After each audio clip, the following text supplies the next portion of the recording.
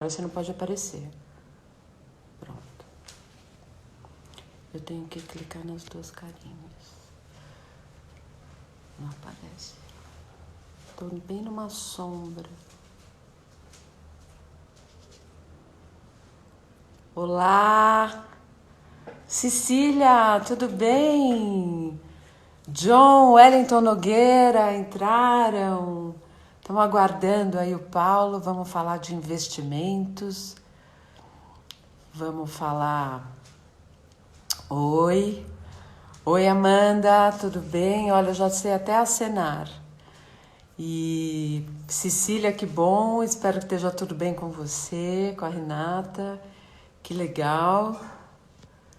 Muito bom. Então, hoje a ideia aqui é a gente falar de investimentos, a gente falar das dificuldades que as mulheres também têm para investir, que acabam só poupando e não acabam só poupando e não investindo, né? E a gente está aí aguardando. Daqui a pouco o Paulo trabalha com a XP e com investimentos. E é interessante porque a gente já teve uma história no passado, quando eu trabalhava, eh, quando eu trabalhava,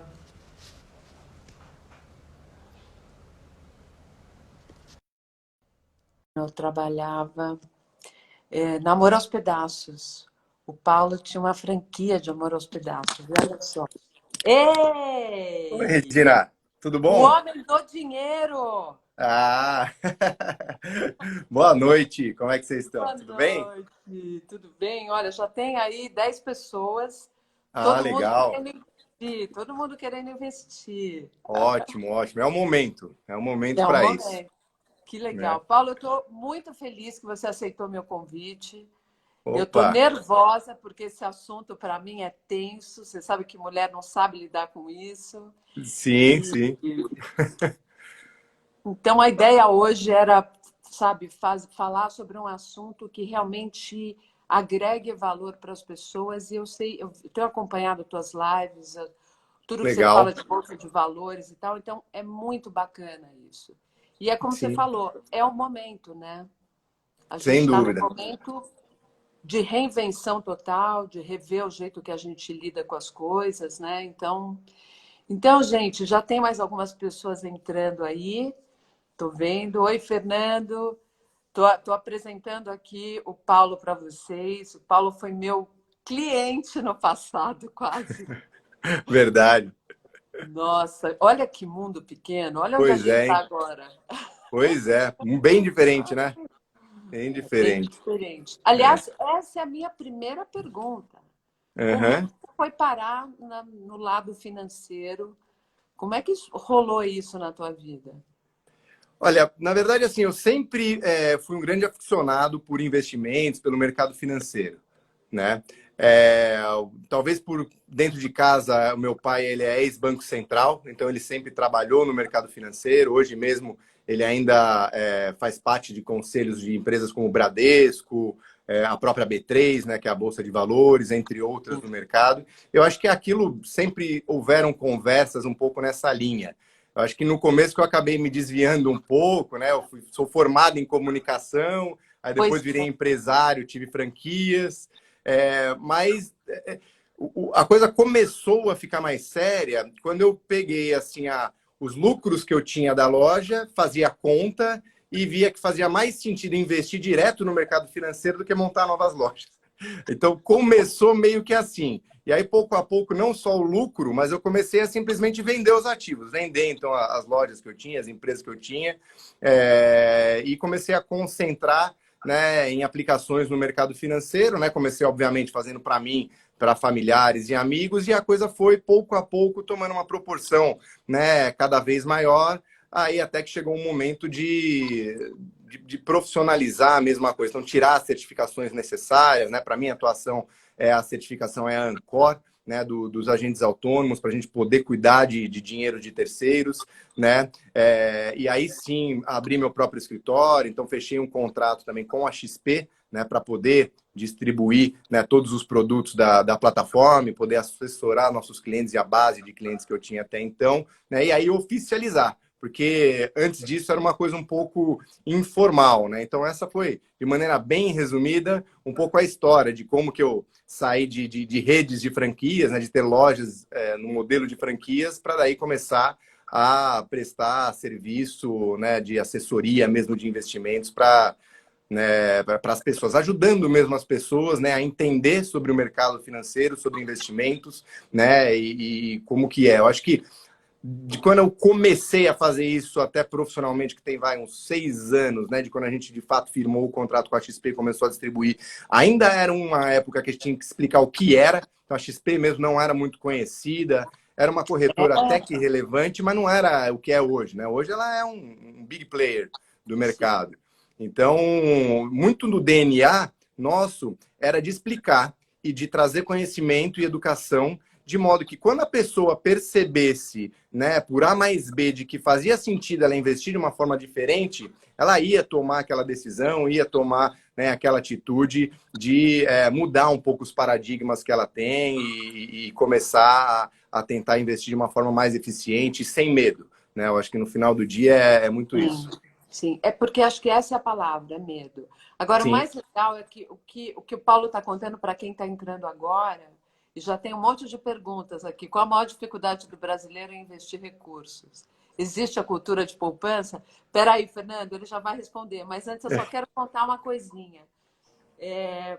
O que o Paulo está falando aqui tem tudo a ver com o rebranding, né? Na verdade, você estava em outra pegada, trabalhando com franquias, teve franquia da Amor aos Pedaços, na época que não era marketing, Amor aos Pedaços. E depois, que aliás o Fernando Adas, que está aqui assistindo a gente também, dessa época ele conheceu a gente, me Legal. conheceu. Mas o grande ponto é assim, é a tua capacidade de se reinventar. E estar conectado com o que você realmente gosta, porque você fala com muita paixão de investimento e tudo mais. Sim. Muito mais do que de franquia, né? Então, acho que isso é interessante, porque como eu trabalho com reinvenção, reposicionamento de pessoas, né? O que é isso? O rebranding. É você fazer ajustes de comportamento para você atingir seu objetivo. Perfeito. E você acabou de falar isso, que você fez alguns ajustes e de 6 anos para cá você está realmente focado no que tem a ver com você. Sim. Eu acho que assim, a gente... É complicado, né? A gente, quando sai do colégio, vai para a faculdade, fala assim, você tem que decidir a sua profissão. Putz, eu acho que 90% ali não consegue decidir droga nenhuma de profissão. Você acaba fazendo porque tem que fazer, a família cobra, tem que decidir alguma coisa, né? Até que eu comecei estudando comunicação, publicidade, aí depois virei empresário do ramo de alimentos, e aí acabei me encontrando, né, no mercado financeiro, apesar de já vinha fazendo isso, né, mais para cunho pessoal e familiar, até eu falei, não, isso aqui pode ser o próprio negócio, né? Pode transformar. Então, acho que assim, eu acho que as pessoas também, elas às vezes têm muito medo, né, de sair da sua zona de conforto. Isso, bem ou mal, foi uma coisa que eu nunca tive. Eu sempre, assim, gostei de desafios. Então, se era uma coisa que eu tinha interesse, que eu queria explorar, né, entender aquilo como uma coisa nova, e eu sempre fui muito curioso, então eu sempre tive facilidade, né, de conseguir meio que me reinventar. Eu acho que a gente sempre também tem que contar um pouco com sorte, né? Se eu fosse falar para você que 6 anos atrás eu sabia que o mercado ia se reinventar desse jeito, que falar de investimentos ia ficar na moda, vamos dizer assim, todo mundo ia querer entender sobre, que a XP ia virar esse monstro, eu ia falar para você que não, a gente não tinha exatamente esse diagnóstico. Eu só sabia que eu gostava muito daquilo e que era um apaixonado, e que aí quando você faz a coisa, né, por paixão, e você é um grande curioso, né, você até faz pouca conta, porque na época ali, se eu fosse fazer conta, eu não ia ter montado, porque demorou até sair do ponto de equilíbrio, né? E aí agora se mostrou uma decisão muito acertada, né? Mas eu acho que é isso, aquilo que te traz, cria uma curiosidade dentro de você, onde você vai atrás de querer saber, de querer entender, onde você tem paixão, né? Aí você, ao falar daquilo com os outros, também você fala daquilo com amor, né? Com vontade. Eu acho que isso é o que traz a grande diferença, porque se você não tivesse tesão, né, na prática da coisa, por mais promissor que seja, por mais dinheiro que aquilo dê, chega uma hora que você vai ficar infeliz e você não vai fazer um trabalho direito e aí acaba indo tudo por água abaixo, né? Então, acho que não pode ser pelo dinheiro, acho que muito tem que ser pelo propósito, né? Pela motivação, pelo tesão na coisa. Acho que isso é muito mais importante. O dinheiro é uma consequência, ali vem depois, né? Então, acho que é mais Sim. por aí. Olha, interessante porque a Mara, que é uma cineasta que está aqui com a gente, ela está perguntando, ela está falando, ele está no escritório ainda. Isso é coisa de quem trabalha com investimento? É. Boa Assim, observação.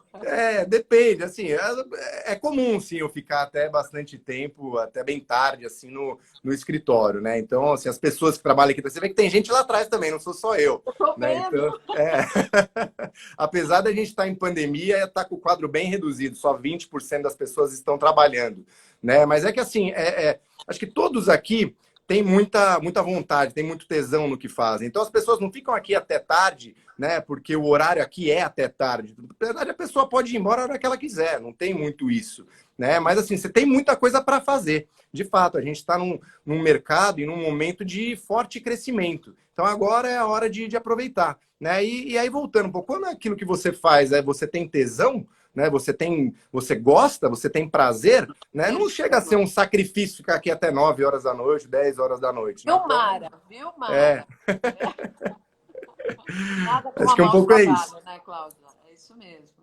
Agora, Exatamente. Paulo, como é que é, por exemplo, você... Porque as pessoas devem chegar para você e falar, eu tenho aqui 1 milhão. Como é que é essa sensação, essa responsabilidade de você pegar o dinheiro do cara e, de repente, dar errado? Como é que é isso na tua cabeça? Tá. Não, primeiro que assim, não tenho, claro, nada é garantido, né? Então não posso falar para você, não vai dar errado. Não é esse o ponto. Mas antes, a decisão ela é sempre conjunta. Então não é assim, me dá 1 milhão que eu vou decidir aqui o que fazer. Não existe isso, né? Então a gente primeiro tem que conversar, eu tenho que entender. Então, poxa, qual momento de vida você tá? Da onde veio esse 1 milhão? O que você pretende fazer com ele? Como que você é na sua relação com os investimentos? Se você tolera riscos ou não? Quanto que você tem a perspectiva de ter retorno? Se você vai depender desse dinheiro, né, para o seu mês a mês, para o seu dia a dia, ou se não, se isso é uma coisa mais de longo prazo, né? E assim, o mercado financeiro, por mais que às vezes as pessoas falem assim, nossa, isso daí é uma loucura, né? É um perde-ganha, é muito incerto. Mas assim, peraí, a vida é uma grande incerteza. A gente não tem certeza de nada no âmbito, né, humano mesmo da coisa. Mais do que Então, nunca, né, com a pandemia.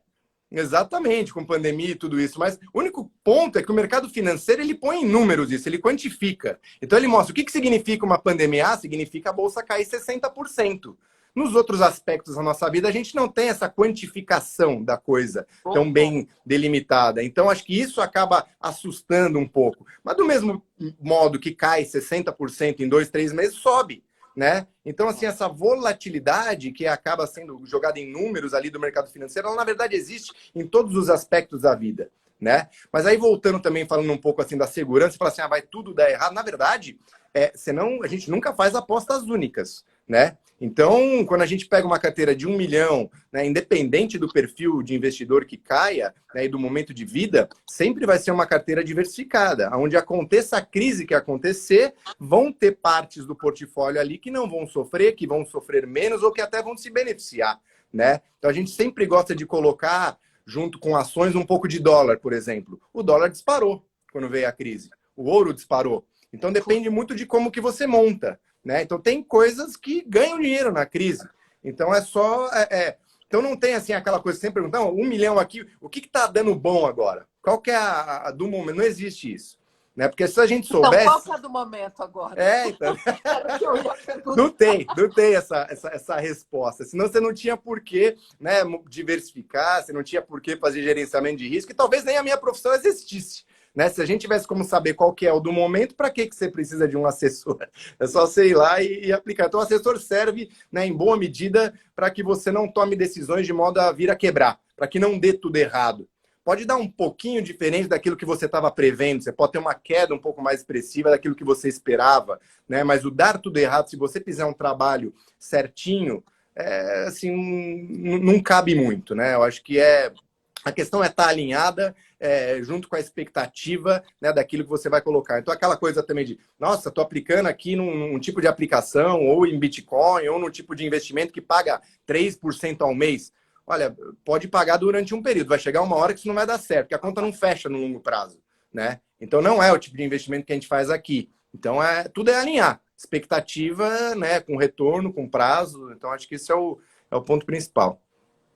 Agora, tem uma guerra aí de comunicação, né, da XP com os bancos. Como é que você Tá? está vendo isso? Porque, né, foi na veia. Eu, como publicitária, que fui 20 anos, eu olhei para isso, achei uma tremenda jogada de marketing, porque os dois lados ganharam. Sim. Achei que eles combinaram para todo mundo ganhar. Mas eu, É. como publicitária, porque eu já participei de coisas assim. Mas Tá. o público, as pessoas, o meu filho, por exemplo, está na GV fazendo economia, ele ficou petrificado. Eu falei, calma, filhinho, você não tem experiência ainda. Mas eu realmente eu queria ouvir você. O que você achou dessa É. campanha? Bom, assim, falando que aí especificamente está falando de Itaú com XP, né? Assim, primeiro, claro, sempre houve esse discurso desde o início das plataformas, da evolução, né, das plataformas mais independentes, de desbancarizar, né, de você procurar uma corretora, tal. Acho que o ponto nem é tanto banco ou não banco. A questão é se a plataforma, se é o lugar onde você está investindo, se ele tem opções de investimento diversificadas. De modo que você consiga encontrar lá opções que não são da própria marca, que não são do próprio banco. Os bancos agora estão começando a fazer isso. Né? O próprio Itaú, né, depois de ter comprado a XP, ela ampliou muito a sua plataforma lá do próprio Personalité, de modo a encontrar.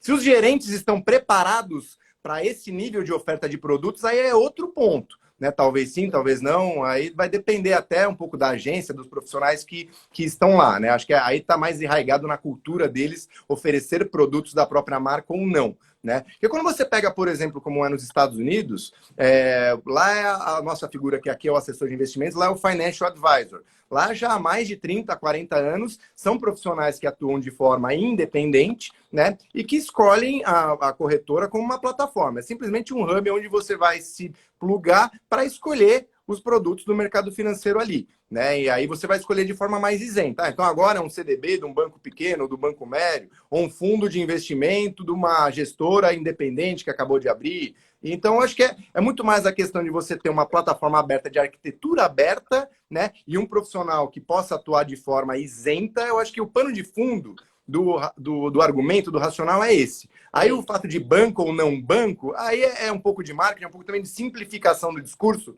para as pessoas entenderem, é bom banco ou é ruim banco.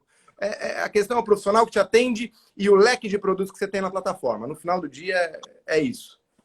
Então, porque é muito louco. Como o Itaú comprou a grande parte da XP, como que é essa briga? Então, a grande charada aí é porque são plataformas diferentes.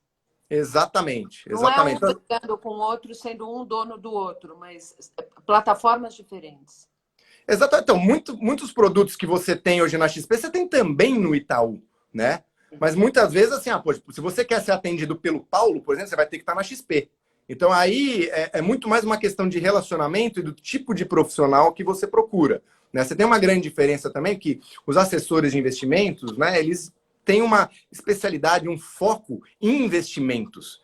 Então, tudo que a gente faz no dia a dia é olhar portfólio, acompanhar o mercado financeiro, como é que está a taxa de juros, como é que está a bolsa, tal. O gerente do banco ele já tem um leque um pouco maior de produtos para atuar, ele vende também consórcio, ele vende título de capitalização, o cartão de crédito, se deu problema, se não deu problema. Então ele já tem uma fumaça maior ali de coisas que não consegue acompanhar o mercado com a mesma velocidade, com a mesma eficiência também que a gente tem aqui como assessor de investimentos, né? Então acho que isso também é um outro ponto aí interessante. Importante. Exato. Gente, o Paulo está dando uma aula aqui para a gente. A gente falou um pouquinho da campanha XP e Itaú, mas eu queria te perguntar o seguinte: é possível ter algum que a Patrícia Tosi perguntou aqui? Ela é dona das indústrias Tosi, e obrigada, Paty, minha amiga de infância. É possível você ter não é segurança, mas você ser conservador, mesmo investindo em bolsa? Existe isso? Por exemplo, existe alguma forma de ter menos risco? Ou de cara é sempre risco? Não, assim, hoje o perfil conservador, né, ele tem até alguma coisa além de renda fixa tradicional, né? Eu acho que o que fala se é conservador ou se é agressivo, que dita muito, é o quanto tá a taxa de juros. A taxa de juros, quando estava em 15% ao ano, o conservador era 100% renda fixa, o moderado era 90% renda fixa e o agressivo era 85%. Então, assim, quase todo mundo era conservador, porque os juros era tão alto que não justificava. Hoje, os juros é 2%, né? Então, aí você fala assim, poxa, não, eu quero ser conservador, eu não quero perder. Bom, mas se você deixar o seu dinheiro durante 10 anos rendendo só 2% ao ano, você tem um risco de que isso não seja suficiente lá na frente. Então, mesmo quem é conservador, você tem um risco aí. Então, esse é o ponto. Então, primeiro a gente precisa entender o que é risco. Então, Claro. assim, então, risco no mercado financeiro, no jargão mais técnico, a gente chama de volatilidade. O que é volatilidade? É a incerteza do quanto vai dar o retorno no investimento no mês a mês. Então, a renda fixa, se vai render 2% ao ano, eu sei que é 2% ao ano. Não é nada, mas eu sei que é aquilo. Então, no mês vai dar 0,15, mas eu sei que é 0,15. Beleza, então ele não tem risco nesse ponto. A bolsa ela pode dar mais 10, pode dar menos 10. Então, ela tem um risco muito maior, né? Mas no longo prazo você até consegue, né, diluir isso. Mas você está vendo agora uma enxurrada de gente que antes só era investia em renda fixa, só investia em poupança, era super conservador, agora querendo ir tudo para a bolsa, né? Exato. Então isso Essa também é é a uma outra coisa ponta. então assim, que mudou muito. Então assim, mesmo o conservador, é claro, assim, hoje não tem como você escapar, você tem que correr um pouco de risco. Mas se você projetar no longo prazo um juros muito baixo, você não está correndo risco de volatilidade, mas você está correndo risco de talvez não E atingir o seu acabar objetivo o lá na dinheiro. frente. Então, outro tipo de risco. Né? Então, a gente tem que destrinchar melhor quando a gente fala de é muito arriscado ou menos arriscado. Né? Também depende. Colocar em perspectiva isso, né? Exatamente. Em perspectiva e do que você espera. Né? Então, assim, claro, não, eu tenho 1 milhão, eu não quero ganhar mais nada, pode ser zero, mas eu só não posso perder nenhum centavo. Nem Tá bom. tentar. Você vai ganhar 2% ao ano durante sei lá quanto tempo e é aquilo.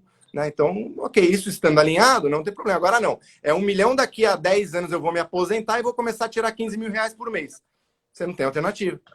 Você vai ter que correr um pouquinho de risco, porque senão você vai passar fome quando você chegar lá nos seus 80, 90 anos.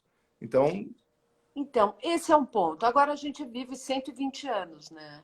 Antes, Será? pô, pelo menos o que a inteligência artificial e toda a É, tecnologia está fazendo é isso. Então, é um é, desespero. Porque antes de 50 anos, você estava se aposentando, chinelão, assistindo o Jornal Nacional e novelinha e tal. Hoje, 50 anos, eu tô pilhada. sim, Eu sim, tenho sim, dois sim. adolescentes para criar, inclusive. Então, Uhum. e não posso Tem que errar no estar, né? investimento também. Uhum. Isso, eu imagino que isso tenha mudado também muito o olhar para o investimento. Porque antes a expectativa era viver até 60, 70. Agora foi para 100. Sim.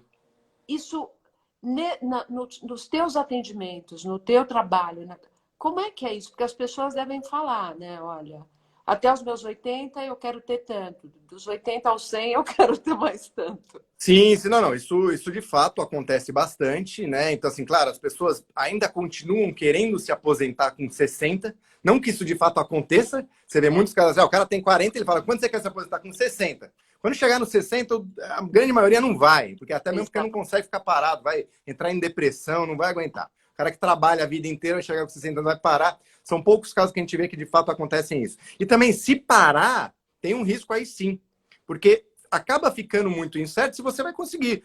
Você juntou 1 milhão, mas se você vai viver mais, como você falou, 100 anos, 60 anos mais, poxa, talvez não dê. Né? Então as pessoas elas têm que, primeiro, talvez não ter mais a perspectiva de parar de trabalhar, algum tipo de trabalho, né, remunerado ela vai ter que ter, mas ela vai ter que encontrar alguma forma ali de tirar o pé.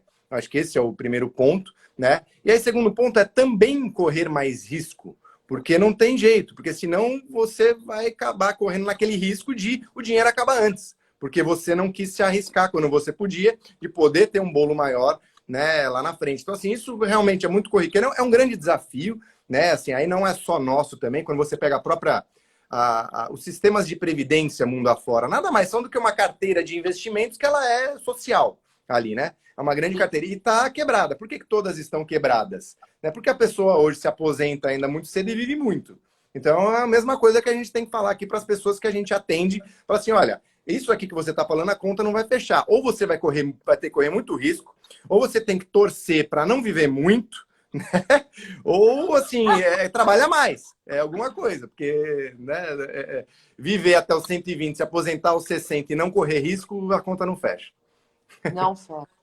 Agora, Paulo, bem interessante, assim, tem várias pesquisas que mostram como as mulheres são boas para poupar, mas têm muito medo de investir.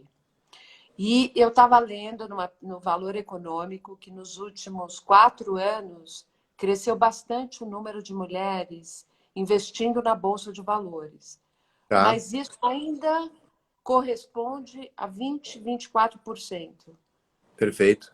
Como é que é isso, assim? Como é que é essa relação com as mulheres? Por que você acha que isso acontece? Porque é cultural, enfim. Eu acho que assim, tem uma questão cultural que sim, né? Se a gente pega numa uma família mais tradicional, geralmente é o homem que cuida mais do dinheiro, então isso tá um pouco imposto quando você pega as culturas mais tradicionais, as famílias assim mais tradicionais, né? Então acho que tem um pouco isso, talvez historicamente as mulheres tenham menos experiência em lidar com o dinheiro.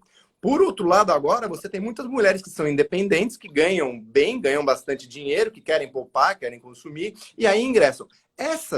Aí assim, uma coisa que eu sinto, a mulher ela é sempre um pouco mais desconfiada, um pouco mais insegura, né? Então isso é um ponto. É a pura verdade. É.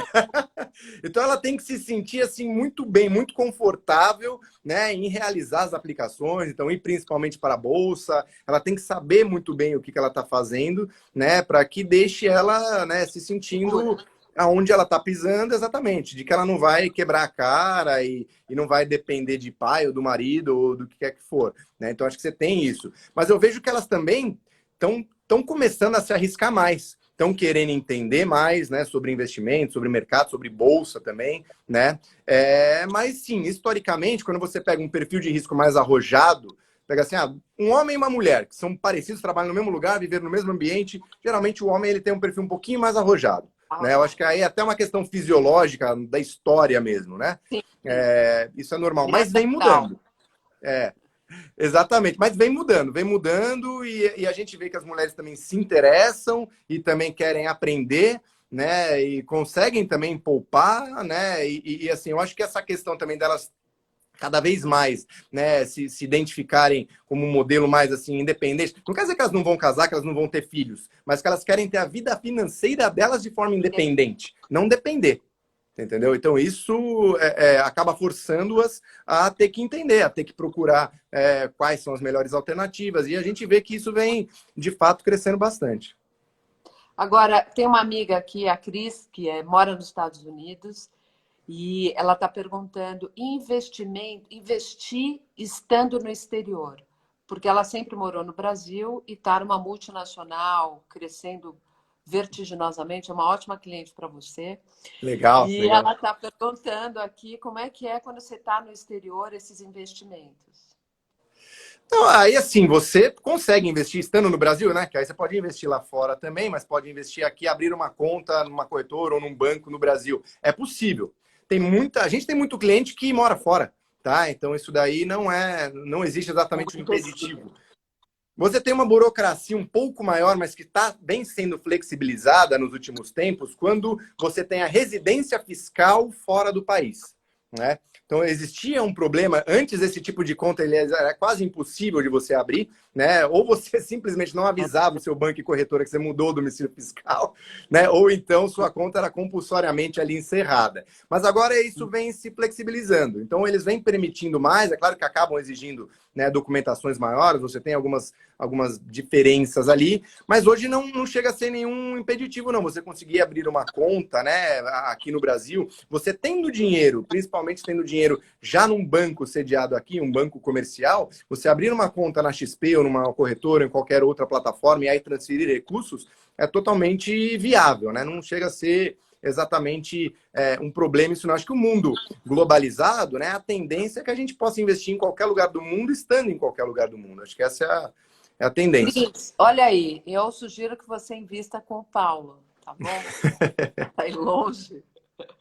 Boa. Olha lá, ela está agradecendo. Isso. Legal, Manda os legal. dividendos para mim, tá, Cris? E a Paty que está dizendo que está fazendo um curso de finanças. Isso é uma coisa Ah, que eu tenho visto muito também. sim, sim, Então sim. a mulherada vai bater boca com você. Não, legal, legal. Então, a gente também, a gente costuma dar muitos cursos também, né? A maioria dos cursos que a gente dá é gratuito, são para os nossos clientes, né? Ah, Ou são é? cursos Ah, para até. cliente. Alguns, claro, a gente tem, por exemplo, nosso canal no YouTube, que é do iHub Investimentos. A pessoa entrando lá, a gente tem diversas mini aulas, tem cursos de iniciação de investimentos, as próprias lives que a gente faz também, que eu faço, que eu converso com gestores, converso com profissionais da XP sobre o mercado, Tem sobre bolsa, vários. sobre tudo também estão lá disponíveis. Então já tem bastante conteúdo e ali é livre, é gratuito, né? Então a gente costuma dar alguns cursos, hoje a gente faz remotamente, te dá alguns também presenciais, a gente promove palestras, né? Porque a gente vê que a educação ela é um ponto-chave para que as Fundamental. pessoas sintam confiança, principalmente as mulheres, né? Falando aqui que elas precisam sentir essa Sim, confiança. sim. A partir do momento que elas entendem e começam a aprender, elas começam a Acalma. desbravar mais o mercado, a investir mais, e isso faz parte, facilita até o nosso dia a dia, né? Porque a gente sempre tem que explicar para as pessoas, poxa, qual que é o planejamento que a gente montou do portfólio, o que essa carteira vai perseguir de resultado, né? As pessoas ficam querendo saber o que o porquê daquilo ali, qual que é o risco de cada um dos investimentos. Ah, se ela precisar do dinheiro, como é que funciona? Então, cada cliente que a gente atende, a gente não deixa de dar uma aula para ele, pelo contrário, né? Ela É aprende. Toda fundamental. pessoa que investe com a gente aprende. Isso não tem como, porque o processo acaba criando isso, exige isso. Olha, uma pessoa que eu não sei o nome, Laure, está falando sobre a Leda Braga. E essa era uma das perguntas. Qual o futuro dos investimentos com inteligência artificial e algoritmos? E tem a sistemática, que é liderada por essa Leda Braga. Qual a tua visão em relação a essa entrada de É. inteligência artificial nos investimentos? Eda Que Braga, acho que bacana, é uma olha, eu ia fazer brasileira. essa pergunta. É uma brasileira, ela é head de uma gestora, uma grande gestora, acho que é a maior gestora quântica do mundo, se não me engano, uma das, pelo menos. Né? Uma gestora quântica é aquela que opera por via de algoritmos ou via robôs, né? Exato.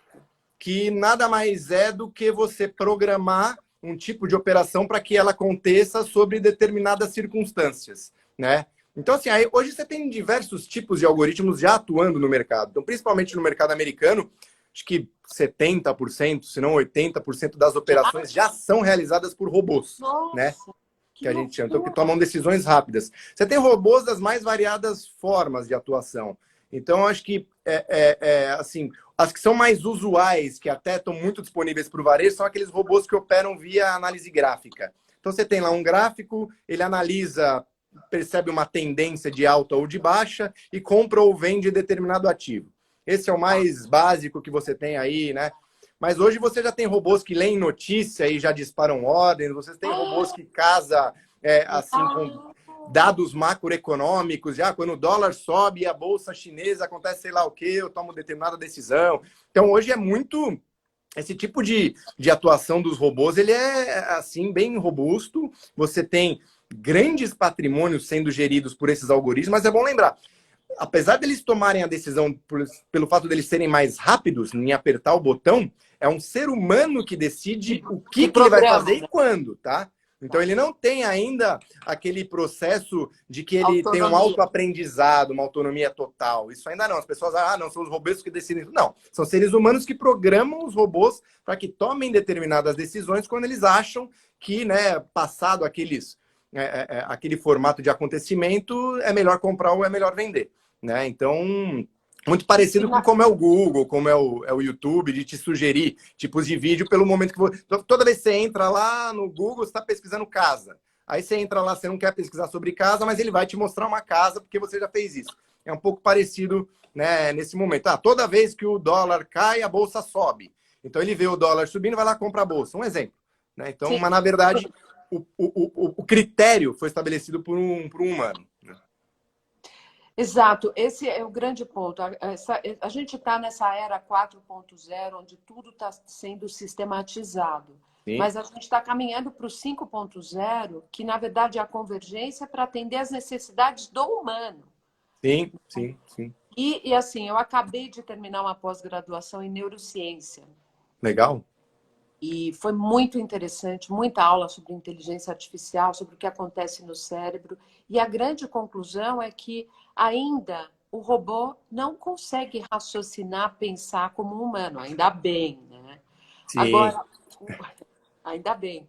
Mas o grande ponto é a gente acaba achando que a máquina pode nunca errar, porque é uma máquina.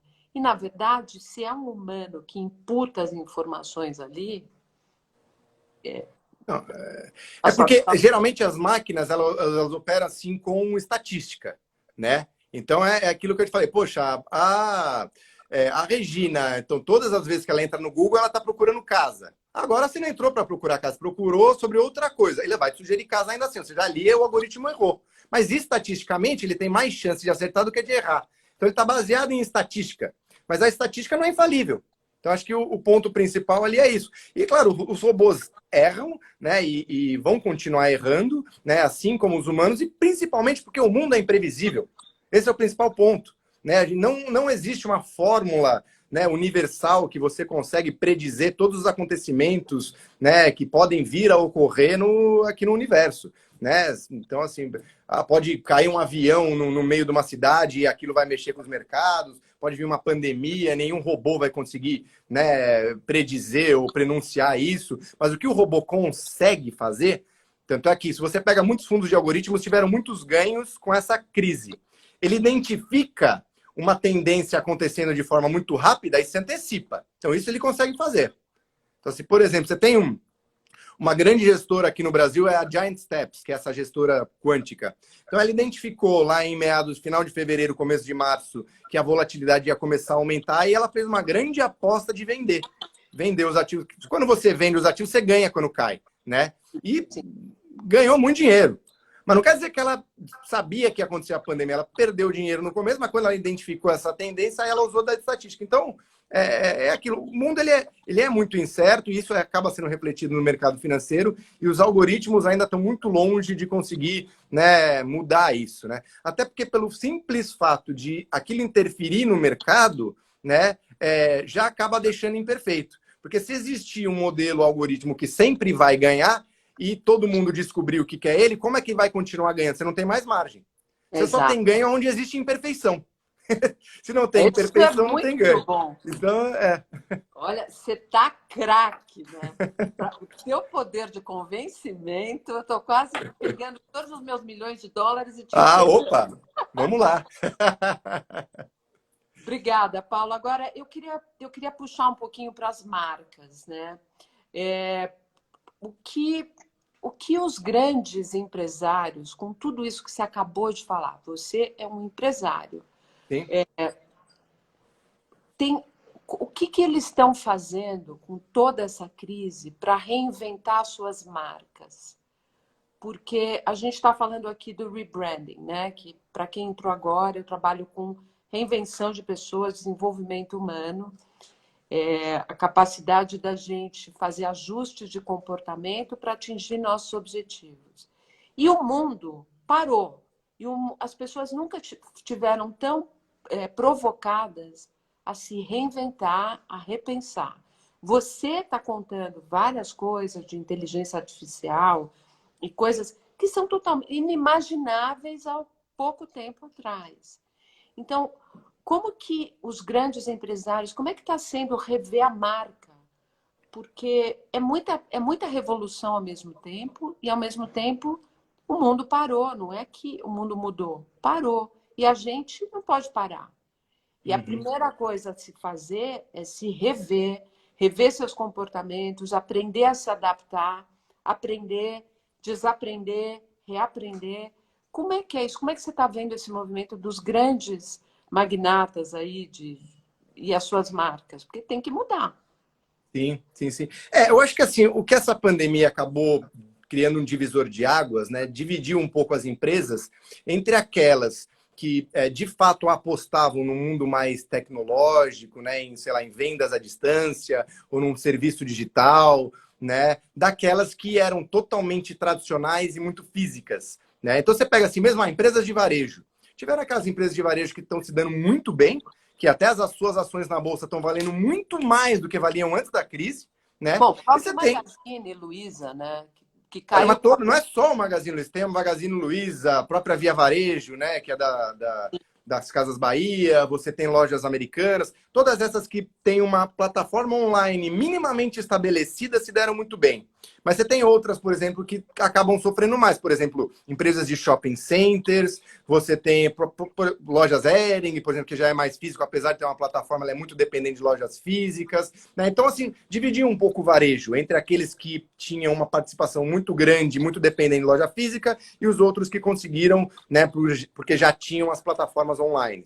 Então, acho que isso é uma coisa. No nosso, por exemplo, no mercado financeiro também, a gente já atendia muito à distância, a gente já fazia muita reunião, né, via Zoom ou por conference, Skype, né, coisa do tipo, ou telefone, né, a gente já tinha um serviço muito dinâmico de atendimento por WhatsApp, né, por mensagens ou Telegram, e sempre prestou esse serviço, diferente do que aquele serviço que o cara precisa entrar numa agência para ver o quanto ele tem de sapo. Aí realmente complica muito. Então depende muito também do tipo de serviço. Às vezes, no mesmo segmento, né, empresas com atuações muito diferentes, né, vão se sobressair em detrimento de outras que vão demorar um pouco para se reinventar. Né? Eu acho que as marcas acabam, hoje em dia, refletindo um pouco isso. Então, acabou querendo um divisor de águas. Então, as marcas que eram vistas como tradicionais, talvez vão ficar ainda mais vistas como muito tradicionais, e aquelas já mais tecnológicas acabam, né, até criando uma certa aura quase mística de, assim, nossa, uma empresa totalmente do futuro, um sonho. Isso não é só aqui no Brasil, não. Você pega, por exemplo, as grandes empresas de tecnologia lá fora, nos Estados Unidos, então, nossa, essas aí estão valendo, assim, Trilhões. absurdos, né? Trilhões literalmente, né? Então, isso criou. Quando você olha no mercado financeiro, né? Que lembra que a gente falou aqui que o mercado financeiro ele quantifica? Então, essa percepção que a gente tem, o mercado financeiro foi lá e deu um preço. Então, a Tesla vale mais que todas as outras montadoras juntas. Tá bom, ela produz muito menos carro e tem uma receita menor. Mas estão falando que vale mais. Tudo bem. Isso está um pouco na cabeça das pessoas. Marketing. Exatamente. Imagem de marca, né? Tem que cuidar muito dessa imagem também, né, Paulo? Sem dúvida, sem dúvida. Eu acho que tem que cuidar, mas tem que fazer, né? A marca, hoje, ela está muito mais, eu acho que atuante, não tem que estar, né? Muito mais próxima do cliente no dia a dia e não só aquela coisa de simplesmente campanhas publicitárias. Eu acho que o marketing hoje, ele é muito feito no dia a dia, né? Na entrega do serviço, né? E não só mais em simples campanhas, né? Tem uma pergunta aqui que é a curiosidade do planejamento do algoritmo no forecast, mesmo com a pandemia. É possível manter uma acuracidade do algoritmo no planejamento, no forecast, mesmo com a pandemia? E aí ela pergunta, como que vocês entendem os fatores de influência? Vamos ver se eu entendi um pouco a pergunta. Assim, porque está falando do algoritmo, aí são aquelas, né, decisões ou aqueles planejamentos que a gente monta com base em estatística que estão já lá pré-montadas. Então, assim, primeiro, onde você mais tem algoritmo hoje no mercado financeiro são em fundos. Então, fundos que especificamente operam através de algoritmos e tomam decisões. No planejamento, até existe, mas ainda é pouco usado. Então, por exemplo, o que é o planejamento? Poxa, sentamos aqui, você tem 1 milhão, vamos começar a investir, vamos montar desse jeito. Ali você vai ter pouco algoritmo. Talvez a gente escolha, vamos colocar 10% aqui desse 1 milhão em fundos de algoritmo. Ok, naquele fundo específico vão estar sendo tomadas decisões de modo a ganhar dinheiro com isso, né? Mas eu acho que no planejamento mesmo, principalmente em grandes fortunas, você tem pouco algoritmo ainda utilizado, né, nesses momentos. A acuracidade, assim, ela não, de fato, não é que ela chega a mudar, porque ela identifica uma tendência antes, né? Isso aí eu estou falando especificamente dos algoritmos que operam dentro dos fundos, especulando para ganhar dinheiro. Então, assim, igual esse fundo, ele identificou que o mercado ia desabar um pouco antes e ele foi lá e se antecipou. Então, isso ele não perde. Né? Exatamente, é jogo. Então, porque estatisticamente você tem ali alguns padrões que vêm acontecendo. Então, se é pandemia ou não, não é isso que o robô está vendo. Ele está vendo que aquele movimento de venda muito forte deve vir mais vendas muito fortes por aí. Aí ele vai lá e é meio que isso. Então, eu não sei, a nossa cabeça humana talvez tente fazer essa abordagem um pouco mais geral. O algoritmo ele é muito preciso e muito específico simplesmente naquilo que ele tem que fazer, né? Então, eu não acho que atrapalha, não. Pelo contrário, é até nesses momentos que eles se sobressaem, mas ainda assim, eles servem para coisas muito específicas e peculiares. Uma abordagem mais geral, você ainda precisa de um humano, né? E aí é diferente. Agora, como mudar essa atitude que você falou, por exemplo, e que a gente falou aqui das pesquisas que dizem que as mulheres têm mais resistência e tal? Como incentivar as mulheres a entrarem mais na Bolsa de Valores? Essa não é uma pergunta fácil, mas assim, independente se é homem ou se é mulher, o que mais incentiva as pessoas a entrar na Bolsa de Valores são duas coisas. Primeiro, os juros na renda fixa, o rendimento da poupança está extremamente baixo, onde a pessoa ela fica angustiada e precisa se mexer. E segundo, a Bolsa está se valorizando já durante um tempo. Então, assim, poxa, nos últimos 2, 3 anos ela trouxe, sei lá, 30% de rentabilidade positiva. Então a pessoa vê, caramba, não estou ganhando nada na minha aplicação. Segundo, pô, tem gente ganhando muito dinheiro e eu não estou.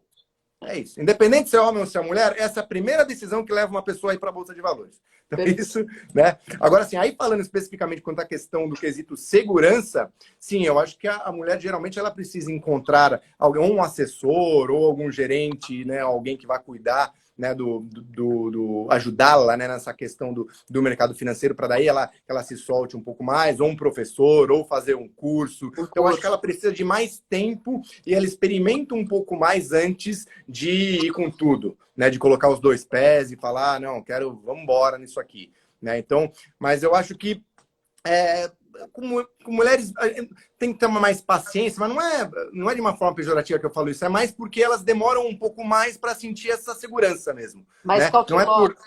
Não é para demorar para aprender, ela demora para se sentir mais segura, é isso.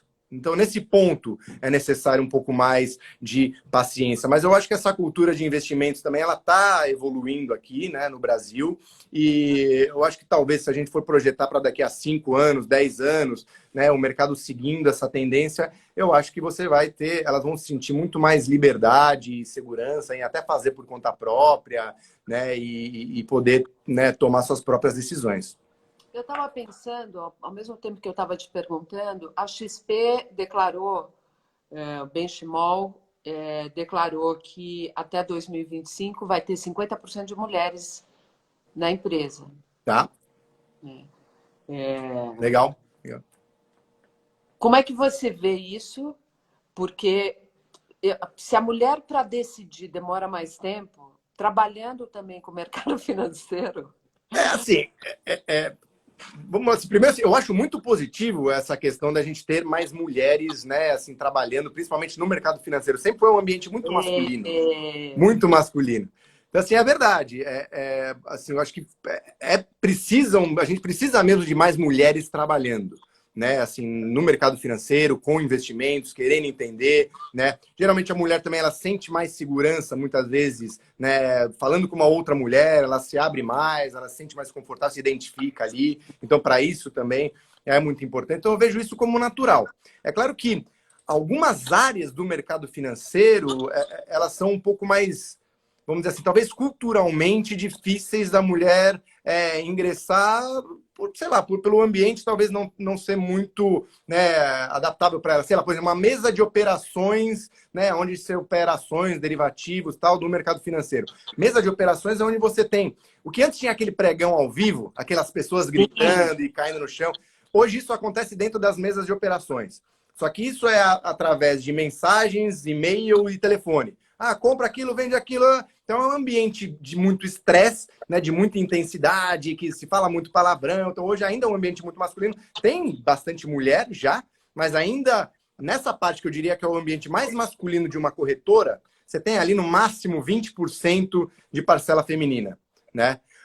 Por outro lado, Já quando você vai, né, para lugares assim, né, dentro do mercado financeiro, onde você lida, talvez um banker. O que é um banker, né? Um assessor de investimento. Aquele cara que ele não fica na mesa de operações, ele fica lidando com o cliente, explicando como é que funciona o mercado e tal. Aí você tranquilamente você pode ter meio a meio ou até mais mulher do que homem, né? Porque aí acaba é uma posição de menos estresse, né? É uma posição onde a mulher também comercialmente, né, ela consegue muitas vezes se sobressair, né? Então, assim, poxa, ter eficiência em vendas, em abrir contas, em explicar e tudo mais, né? Mas eu acho que isso é com o tempo. Quando você pega assim, o mercado financeiro como era 20 anos atrás, você tinha zero mulher. Então, se hoje a gente está com 20%, 30%, houve um avanço. É que isso não é de uma hora para outra, né? É como conselho de empresa, né? A Luísa Também. Saldana vive falando que vai demorar 100 anos para ter o mesmo nível de homens, mas foi feito um estudo, porque hoje é 7%. E Sim, eu, na minha trajetória profissional, eu sempre trabalhei assim, em locais ou situações que tinham muitos homens, né? E eu estou sim. muito feliz com esse movimento. O mundo nunca teve tão feminino. E eu acho super positivo isso, essa ampliação feminina do mundo, e acho que a mulher, obviamente, tem a capacidade incrível aí de Sim, fazer isso crescer, talvez com uma maior velocidade, né? sem dúvida, Mas, sem dúvida. mas ainda tem preconceito, a gente sente isso. E talvez isso tenha até a ver com essa dificuldade de investir, não sei, mas enfim, isso aí é para uma psicóloga, né? É. Agora, em termos de investimento, Paulo, quanto que você tem a, a tua empresa aí, como que trabalha com a XP, qual é o mínimo para investir e como que é o atendimento desse mínimo? Porque, obviamente, não sei quantos clientes você tem, mas deve ter um mínimo para investir. Queria que você falasse um pouquinho sobre isso, até para aproveitar e você conquistar alguns clientes aqui. Uhum. Tá, não, Eu vamos lá. consegui alguns clientes que eu consiga trabalhar o Não, comportamento perfeito. digital para abrir a cabeça e investir com você. Não, perfeito. Fico à disposição aqui, né? Até por direct, quem quiser me chamar, assim, para esclarecer qualquer dúvida e sem compromisso mesmo. Não tem, né, não tem. Se não Legal. tem um mínimo para se investir, tá, Regina? Aqui no escritório a gente optou por não ter um mínimo. O que que muda? Vai mudar o tipo de serviço e o formato como ele vai ser oferecido. Então, assim, Tá. até 300 mil é um atendimento que a gente chama de digital. Então, a Ah, gente ajuda as pessoas a abrir a conta, a montar o seu planejamento, né, a identificar uma carteira, né, adequada para o seu perfil de risco, mas isso tudo feito de maneira mais remota, né? Então, você tem ali uma área que atende, né, os clientes através de WhatsApp, de e-mail, telefone, né? E de maneira muito ágil, muito dinâmica, né? Mas é um tipo de serviço mais express, vamos dizer assim. tá. Tá? A partir de 300 mil, você pode ter um tipo de atendimento um pouco mais aprofundado, com um assessor, né, exclusivo, né, de relacionamento, que vai sentar de fato com você, vai fazer uma análise um pouco mais detalhada, e aí montar aquele portfólio e acompanhar aquele portfólio. Né? E aí assim vai. Aí depois, a partir de 1 milhão, aí ainda mais. Aí vai, depende um pouco por fase, mas não tem essa questão de mínimo. Alguns escritórios optaram, né, por ter isso. A gente aqui acha que é muito importante. Tem gente que, poxa, que está começando a carreira agora, ou que não tem muito dinheiro neste momento, e muitas vezes a gente consegue, né, assim, criar um valor para ela, dar um diferencial, né, criar uma diferença na vida dela, né, com os nossos serviços assim tão gritante que, poxa, a gente não queria deixar isso passar, sabe? A gente acha importante, né, entregar isso, né, e mostrar os caminhos aonde é possível você investir, você ter um ganho maior, né? E aqui a forma como a gente considerou para adequar para a conta fechar também, porque por bem ou mal aqui no final do dia somos uma empresa aí, então a conta precisa fechar, né? É a gente fazer isso de uma forma mais escalável, né, à distância, através dos meios digitais. Então, se hoje você não precisa entrar numa loja, né, dentro de um shopping para comprar uma geladeira, por que você precisa entrar numa agência e ficar 1 hora conversando cara a cara para investir, sei lá, 100 mil reais? Você não pode fazer isso remotamente? Não pode fazer por telefone ou WhatsApp? Então, acho que é um pouco... Paulo, como você está impossível no teu convencimento. Eu estou quase entregando a minha casa aqui para você.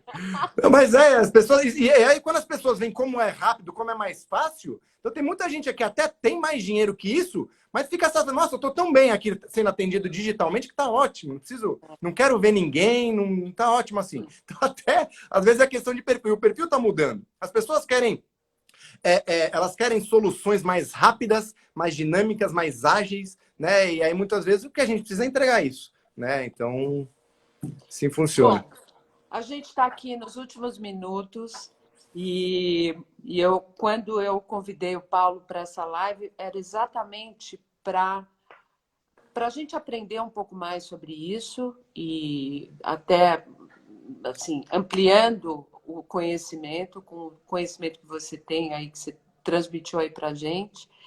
E também é o meu olhar como uma pessoa que trabalha com desenvolvimento humano, o quanto muitas vezes a gente está travando e a gente pode destravar fazendo um processo de rebranding, um processo de rever teus comportamentos, porque o mundo mudou, né? Sim. Então, a gente vive mais tempo, a gente hoje tem, digitalmente você pode, tem muita coisa mudando. E às vezes a gente não mudou o nosso estado mental, né? O mindset. Sim. Então, acho que aí é uma junção, aí uma mescla do que você está trazendo e o quanto a gente também tem que olhar para as coisas de uma forma diferente. Perfeito. Então, quero te agradecer muito por você ter dado essa aula. Eu que agradeço. Vou pedir licença para deixar gravado e postar. Sim, claro. E aí as pessoas honra. podem aprender também e entrar em contato com você para tirar dúvidas ou não. Perfeito.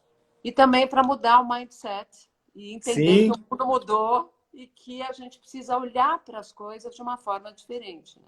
Sim, o mundo mudou e está mudando cada vez mais rápido, né? Então a gente não tem muita alternativa, hein? Ou se adapta ou se adapta. Fica para trás, mas muito obrigado aqui pelo espaço. Foi um prazer conversar com você, Regine. Bom, querendo novamente, estamos aqui à disposição. Maravilha. Muito obrigada a todo mundo que ficou até agora aqui com a gente, né? São 10 da noite. Muito legal, gente. Um beijo para todo mundo. E, Paulo, um beijo imenso para você. Obrigada. Um beijão, Regina. Obrigado você, viu? Boa noite, gente. Boa noite. Boa noite.